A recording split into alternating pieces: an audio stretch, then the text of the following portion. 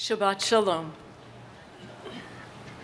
Just weeks ago, I returned from a visit to the San Diego-Tijuana border as part of a highest delegation composed of rabbis, lay leaders, and Jewish professionals who are involved in local refugee relief and support. As you know, HIAS began as the Hebrew Immigrant Aid Society, which over the years welcomed and resettled many of our own relatives. On Thanksgiving, I spoke about our tradition's imperative to welcome the stranger. And tonight I want to speak about the emotional journey of being a stranger. As HIAS reminds us, we used to help refugees because they were Jewish, and now we help them because we are Jewish. Our delegation to the border was privileged to bear witness, to see and learn about the experiences of those who had left their birthplaces and their parents' homes and their country to seek safety in ours.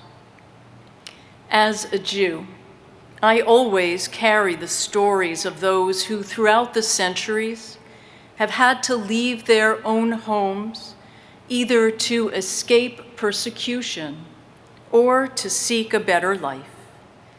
It is a part of my own family's arrival on these shores, and it's likely a part of yours too.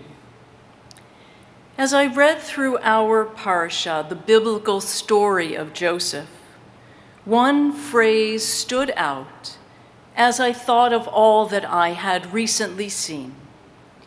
Joseph had been thrown in jail after being falsely accused of desiring his master's wife.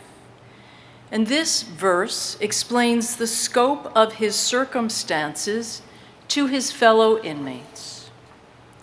For I was truly kidnapped from the land of the Hebrews, nor have I done anything here that they should have put me in the dungeon.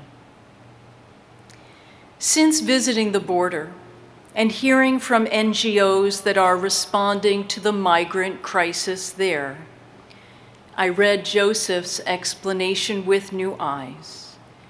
Having been suddenly sold by his brothers to the Midianites, who sold him thereafter to Pharaoh's courtier, Potiphar, meant that he had been passed from place to place, from owner to owner, without agency.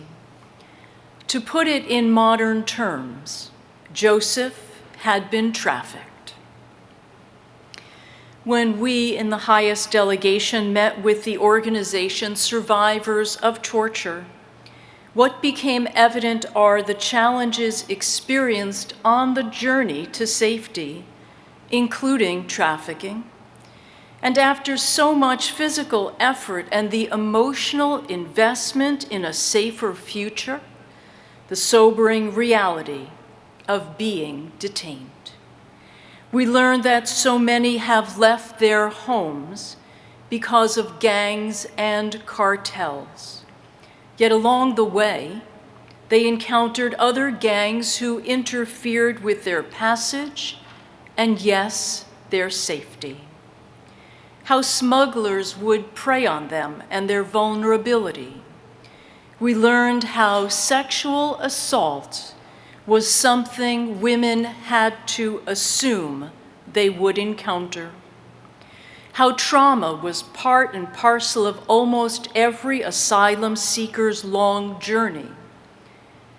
For the child separated from a parent, for the loved one who wasn't well along the way and was left behind, for the sin of poverty, which meant that an asylum seeker could not afford a cell phone to download the necessary app to initiate the proper application process, for the fear rendered by illiteracy, which prevents an asylum seeker from completing forms appropriately for the terror sparked by rumors of what they will endure at the border of the land of the free. Trauma threads through the migrant's journey at so many levels. And we heard an echo of it when we learned that Dr. Bronner's soap company currently provides some support for the Survivors of Torture organization. It turns out that they were survivors too, Holocaust survivors. So let me say a word now about my impressions, gleaned at the section of the border wall called Whiskey 8, and where trauma is woven into play there. And the border fence, if you haven't seen it, is endless. It is not a small 6-foot section. It is as long and far as the eye can see. The boundary at the border consists of 2 fences. One divides the United States from Mexico. The second fence is on American soil at a distance from the first. And in between the two is something called no man's land. And to give you a frame of reference as to the height of border fences, they range from 18 to 30 feet high. And for those of you who are in the sanctuary with us, just look above me for a moment for some perspective. If you were to look at the mosaics above the canopy, is a design, we call it a cartouche, above the candlesticks. Between that and, say, the mosaic that is directly above that, the mosaic of the talit, that is the range of the height of the border fences. And why that height? It was explained to us that beginning at 18 feet, an individual experiences disorientation. Those asylum seekers who can afford the $3,000 price tag to rent a ladder from smugglers find themselves dropping into no man's land, facing the second fence without the benefit of any tangible assistance. To attempt to climb the metal slats of the fence, which warm to intolerable temperatures in the sun, preventing a firm grip, would result in blisters, burns, and raw skin as they slide down those rusty poles. Inevitably, ambulances are called to the border wall almost daily for those who have been literally broken by their fall, injured from a potentially lethal fall from those extraordinary heights. And when we arrived at a gated section of that wall, which permits border patrol agents to bring the stranded asylum seekers into custody, there we were met by Pedro of the American Friends Service Committee, who had set up a humanitarian tent. He told us that he was motivated to help after he had observed 5 Indian nationals who were so hungry that they were eating the leaves from a desert bush. During a typical day or night shift, he and other volunteers pass food and water through the slats of the fence to the asylum seekers, who had come so far, yet were depleted by their efforts. In the chilly, fading daylight, our highest delegation observed 5 Turkish men, single men, and 2 Guatemalan mothers with young children being brought into custody. Children, we know, are sometimes blessed with a certain self-protective nature, and these kids smiled and waved at us as they made their way to a warm bus outfitted with interior bars, which would take them to be processed.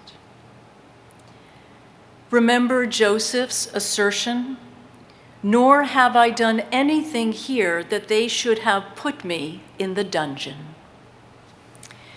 A part of our highest visit was to a detention center called Otay Mesa. This for-profit prison holds both criminals as well as those who have been taken into custody at the border. As I walked toward the entrance, I passed 2 rows of chain link fence topped by concertina wire. And though the space between the fences was empty, for me, it sparked a visual memory of the famous photo of the liberation of Auschwitz, where children stood stunned and passive behind barbed wire. Now, perhaps that image was prompted by the children I had just seen, whose future would likely include some time behind more barbed wire.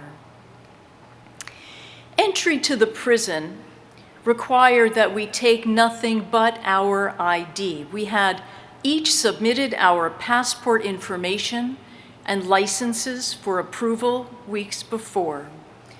Now, everything else was to be left behind. No cameras, no cell phones, no notebooks, not even a Kleenex.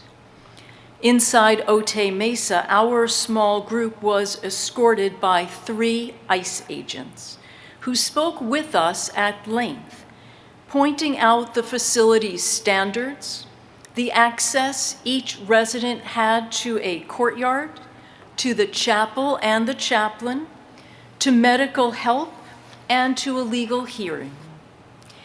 And each officer made sure that we understood that their calling to serve and protect our nation is achieved through their work deporting migrants.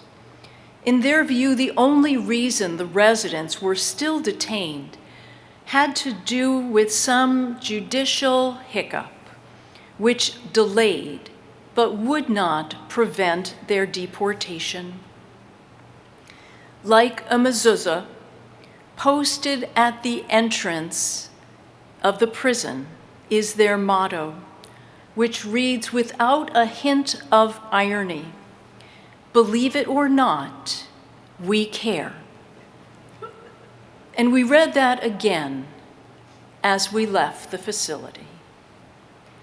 And yet it occurred to me that within those walls were men and women who had embarked on a journey of months or more, some of whom had passed through the Darien Gap, which is more than 60 miles of dense rainforest, steep mountains, and vast swamps, where so many others had died or gone missing. These detainees, while imprisoned, have access to adequate clothing and plumbing and soap and toiletries, sanitary products, and sufficient food for the first time in however long. I wondered if the prison itself might be a respite for them. And if so, what does that say about what it means to uproot your entire life to seek safety, and that despite how arduous and punishing the journey may be, they believed that it is worth it to find both shelter and liberty. And just one more reflection which I share in light of the anticipated and promised uncertainties ahead for those who are vulnerable, whether waiting for documentation to come through or simply profiled because of their ethnicity.